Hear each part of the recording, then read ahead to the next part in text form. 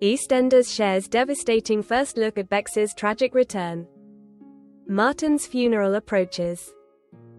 While Bex left Albert Square back in 2020 to go traveling, Jasmine Armfield is reprising her role for a short stint as the character comes home to say goodbye to her beloved dad.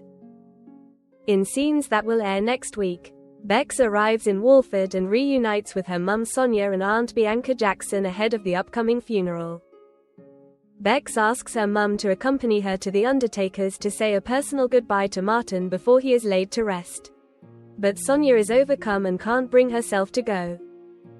On the day before Martin's funeral, tensions rise in Albert Square, with Ruby Allen confronting Jean Slater in the cafe about where Stacey Slater is. Earlier this month, Jean suggested to heartbroken Stacey that she should go and stay with her brother Sean for a while, so she has been absent from much of the funeral planning. Ruby then heads to the undertaker's herself to say an emotional goodbye to Martin, who was her partner at the time of his death. Sonia has second thoughts and eventually agrees to go with Bex to say goodbye to her dad. And the pair are joined by Kathy Beale, who has also struggled since Martin's death. Kathy and Bex grieve together at Martin's coffin and they both use the time to give personal tributes.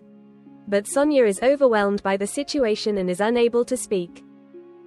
However, once she is alone, Sonia breaks down in tears by the coffin as she says her final goodbye to her ex-husband. It's wonderful to be back at EastEnders and to see so many familiar faces, Armfield said when her return was announced last month. It's amazing for me to come home. But for Bex, it's an absolutely devastating time because she's lost her dad. She's grown up a lot, having spent the past few years traveling.